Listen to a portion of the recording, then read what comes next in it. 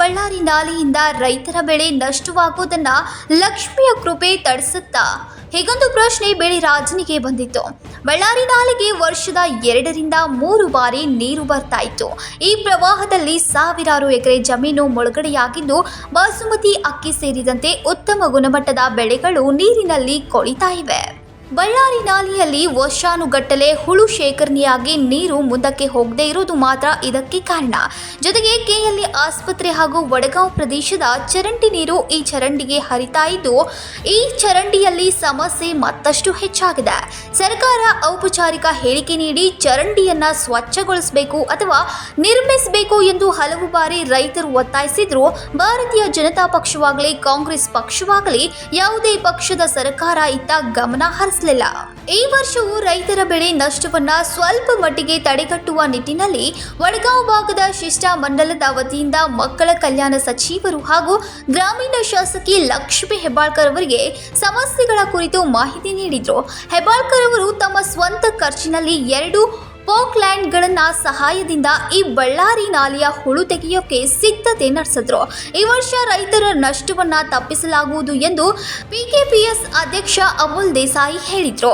वर्ष एक बेळारी नाला हा असलेला हा शेतकऱ्यांच्यासाठी हा जीवदान नसून आहे की नाही, शेतकऱ्यांच्यासाठी एक श्राप ठरलेला हा नाला. ह्या पद्धतीने आता ह्या बेळारी नाल्याचा उल्लेख होत आहे. गेली 30-32 वर्षाच्या पूर्वी रामभाऊ पोद्दार साहेब असताना त्यावेळेला एकदा बेळारी नाल्याचं खोदाई काम झालं होतं. त्यानंतर मध्यंतरीच्या काळामध्ये बेळगावचे खासदार श्रीयुत सुरेश अंगडी साहेब होते. त्याचबरोबर हे आमच्या या दक्षिणेचे त्यावेळेला उचगाव मतदारसंघ होता. त्यावेळेला इथले आमदार स्थानिक श्रीयुत मनोहरराव किनेकर साहेब होते. ह्यांच्या पिरियडमध्ये एकदा 3,70 लाख रुपयेचा ह्या बेळारी नाल्यासाठी फंड मंजूर झाला होता. त्या फंडामधला 60% फंड हा सेंट्रल गव्हर्नमेंटचा आणि 40% फंड हा स्टेट गव्हर्नमेंटचा. ह्या पद्धतीनं त्यावेळेला नाल्याचं काम सुरुवात झाली होती. त्यावेळेला अडचण ही झाली आहे की पावसाळा येण्यापूर्वीच ह्या कामाला सुरुवात करण्यात आली आणि त्याच्यानंतर लगेच चालू झाला. एक 8 दिवसात पावसाळा चालू झाला आणि ते काम तिथं रगडलं. त्यावेळेला 3,70 लाखाचा हिशोब हा कागदोपत्री दाखवण्यात आला की बेळारी नाला कंप्लीट झाला आहे म्हणून. तर हे चुकीच्या पद्धतीने ह्या पद्धतीनं असा श्राप लागला आहे बेळारी नाल्याला. गेली 25-30 वर्ष प्रत्येक लोकप्रतिनिधींना आम्ही वारंवार विनंती करत होतो. मग ते लोकप्रतिनिधी आमच्या समितीचे असो किंवा काँग्रेसचे असो किंवा भारतीय जनता पक्षाचे असो किंवा इतर पक्षाचे, आज गायत ह्या बेळारी नाल्यासाठी कोण आपलं सहकार्य केलं नाहीत, ना स्वतःच्या खिशातून आणि ना सरकारी फंडामधून. तर मागे एकदा मी सांगितल्याप्रकारे नाबार्डमधून रामभाऊ पोद्दार साहेबांनी याची मंजुरी मिळवली होती त्यावेळेला. तर आता जवळपास बेळारीच्या उजव्या बाजूला आणि बेळारीच्या डाव्या बाजूला असं करून 1200-1500 एकर जमीन ही बेळारी नाल्यामुळे गेली 25 ते 30 वर्ष ही कुजत आलेली आहे. आणि त्याचं नुकसान भरपाई म्हणून जी सरकार आली त्यांनी एकरी 700 रुपये हे कॉम्पेन्सेशन हे शेतकऱ्याला देऊन ही शेतकऱ्याची थटा केलेली आहे. बघा, 700 रुपयेमध्ये त्या एका एकरामध्ये धान्य पेरण्याचं बीसुद्धा हे मिळू शकत नाही. अशा पद्धतीचं तटपुंजी रक्कम हे सरकार आज देत आलेलं आहे. त्याच वेळेला बऱ्याच वेळेला मी तक्रारी करून मोर्चे करून आम्ही सरकारला सांगितलं आहे, तुम्ही आम्हाला भीक देऊ नका, खरं हे तुमची हे बेळारीचं कुत्रे आवरा, ह्या भाषेत आम्ही सरकारला सुद्धा ठणकावलं होतं. तरी अजून कुणाला जाग आली नव्हती.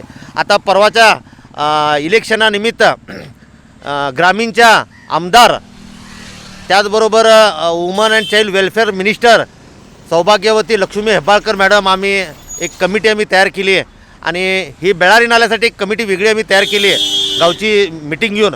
आणि त्या कमिटीमध्ये आमचे सहकारी मित्र श्री कीर्तिकुमार कुलकर्णी यांना अध्यक्ष केलेलं आहे आणि अनंत कनबरकर यांना सेक्रेटरी म्हणून यांची नेमणूक केलेली आहे. तर यांच्या सगळ्या टीमच्या अंडरच्या देखरेखीखाली ह्या कामाला सुरुवात झाली. एका फक्त आमच्या क्षणाचाही विलंब न करता हेब्बाळकर मॅडमनी स्वतःच्या खिशातले पैसे, सरकारी फंडातले नव्हे साहेब, स्वतःच्या खिशातले पैसे त्यांनी देऊन दुसऱ्या दिवशीपासून आमच्या कामाला सुरुवात केलेली आहे. तर त्यांनी आम्हाला वचन दिलेलं आहे 1 महिन्यासाठी 2 पोकलँड, त्यांचं काय असलेलं भाडं आणि त्याला काय लागतो तो डिझेलचा खर्च प्रत्येक वेळोवेळी आम्हाला विचारून ते देत आलेले आहेत. ह्या पद्धतीनं गेले 15 दिवस नाल्याचं खोदकाम आता सुरू झालेलं आहे. त्याचबरोबर आलेली घाण आणि महत्त्वाचं म्हणजे पूर्वी बेळारी नाला साहेब असा नव्हता. पूर्वी बेळारी नाला असा नव्हता. आता बेळारी नाल्यामध्ये सगळा गावचा कचरा, ह्या केली चॅरिटेबल हॉस्पिटलचा कचरा, गावचा कचरा, येणारे जाणारे लोकांनी आपल्या घरचा कचरासुद्धा बेळारी नाल्याला कुडा केलेला आहे. तर हा कचरा शेतकऱ्यांच्या शेतात जात आहे. मग त्याच्यामध्ये सुया असतील, केमिकल विषाचं पाणी असेल, केमिकल असेल, इंजिक्शन एक म्हणजे 10 सगळं घाणेरड्या पद्धतीचं ह्या बेळारी नाल्याला आता हा श्राप ठरलेला आहे. तर आमदार हेबाळकर मॅडमच्या पुण्यानं या कामाला सुरुवात दिली आहे. गेले 15 दिवस हे काम सुरू आहे आणि आमची कमिटी आहे, कमिटीच्या देखरेखीखाली आहे, व्यवस्थित सगळं काम सुरू आहे. एवढंच मी तुमच्या माध्यमातून सगळ्यांना जनतेला मी सांगू इच्छितो. धन्यवाद. ಸಮಿತಿ ಅಧ್ಯಕ್ಷ ಕೀರ್ತಿಕುಮಾರ್ ಕುಲಕರ್ಣಿ ಮಾತನಾಡಿ ಅಂಕೋಲ್ನಿಂದ ಸುಳೆಬಾವಿವರೆಗೆ ನಾಲೆ ರೈತರಿಗೆ ನಷ್ಟವಾಗಿದೆ. ಆದರೆ ಲಕ್ಷ್ಮೀ ಹೆಬ್ಬಾಳ್ಕರ್ ಅವರ ಸ್ವಂತ ಖರ್ಚಿನಲ್ಲಿ ಹುಳು ತೆಗೆಯೋಕೆ ಪ್ರಾರಂಭಿಸಿದ್ದ ರೈತರು ಈಗ ನಷ್ಟದಿಂದ ವಂಚಿತರಾಗ್ತಾರೆ ಎಂದರು. येळूर बेळारी नाल्यावर जो ब्रिज आहे याजवळ आता हे काम आलेलं आहे. धामणे रस्त्याच्या बेळारी नाल्याच्या पुलापासून काम सुरुवात केलेली आहे. दक्षिणेकडच्या बाजूचं 2 किलोमीटर लांबीचं नाला सफाई काम पूर्ण झालेलं आहे. टोटल 27 किलोमीटर लांबीचा हा नाला आहे. लक्ष्मीताई हेबाळकर यांच्या सहकार्यानं आणि त्यांनी उपलब्ध करून दिलेली मशिनरी, डिझेल ह्या सगळ्या आम्हाला सहकार्य दिल्यामुळे हे काम व्यवस्थित चालू आहे आणि सगळ्या शेतकऱ्यांनी सहकार्य दिले आहेत आणि हे काम व्यवस्थित चालू आहे. नाला सफाई काम चालू आहे. यापासून सगळ्या शेतकऱ्यांना वडगावपासून सुळेबावीपर्यंतच्या सगळ्या शेतकऱ्यांना फायदा होणार आहे आणि हे पिढ्यानपिढ्या होणारं काम, आशीर्वादाचं काम यांनी करून दिलेलं आहे. धन्यवाद. कीर्तिकुमार कुलकर्णी. ಪುರಸಭೆ ಮಾಜಿ ನೌಕರ ಮನೋಹರ್ ಹಲ್ಗೇಕರ್ ಮಾತನಾಡಿ, ಈ ವರ್ಷ ಭತ್ತದ ಬಿತ್ತನೆ ನಂತರ ಅದುಲ್ಯ ಮಳೆಯಿಂದ ಚರಂಡಿ ತುಂಬಿ ಮೇಕೆಗಳ ಬೆಳೆ ಮುಳುಗಡೆಯಾಗದಂತೆ ಮುನ್ನೆಚ್ಚರಿಕೆ ವಹಿಸಿ ರೈತರು ನಾಲೆಯ ಹುಳು ತೆಗೆಯಲು ಸಹಕರಿಸಿದ್ದಾರೆ ಎಂದರು. वडगाव भागातील जो बेळारी नाला आहे हा गेल्या अनेक वर्षापासून त्यामध्ये पोकळी लागून आजूबाजूच्या शेतीचं नुकसान होत होतं. पण गेल्या काही दिवसापासून या वडगाव भागात आमची एक कमिटी केली गेली आणि त्या कमिटीचे अध्यक्ष कुमार कुलकर्णी यांना नेमण्यात आलं आणि या कामाची सुरुवात झाली. कारण ह्या कामाची पारदर्शकता राहावी, व्यवस्थित व्हावं यासाठी ही कमिटी केलेली आहे आणि या कमिटीमार्फत हे काम व्यवस्थितरित्या मला वाटतं 10 ते 15 दिवस झाले आता हे काम चालू आहे आणि हे काम झाल्यानंतरच या भागातली शेती ही जवळजवळ 1200 ते 1500 एकर शेती पिकणार आहे. यासाठी सर्व आमच्या शेतकऱ्यांनी समाधान व्यक्त केलेलं आहे की हे काम चालू झाल्यामुळे. कारण या कामाची सुरुवात व्हावी यासाठी कृषीपतींचे चेअरमन अमोल देसाई असतील, कुमार कुलकर्णी असतील आणि त्यांचे सर्व संचालक असतील यांनी वेळोवेळी ह्या कामासाठी फॉलोअप घेतलं आणि त्यामुळंच हे काम चालू झालं म्हटलं तर चुकीचं ठरणार नाही. कारण त्या बेळारी नाल्यामुळे जी शेतीचं नुकसान होत होतं ते यापुढं मला वाटतं थोडं कमी होईल आणि यासाठी सर्व शेतकऱ्यांनी देखील सहकार्य केलेलं आहे आणि यापुढं सर्व शेतकऱ्यांनी असं सहकार्य करावं असं मी त्यांना विनंती करतो.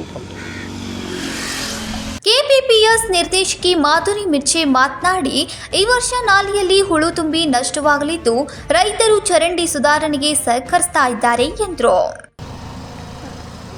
आता झाले 10-12 दिवस बेळारी नाला ते स्वच्छता करायला सुरुवात झालेली आहे.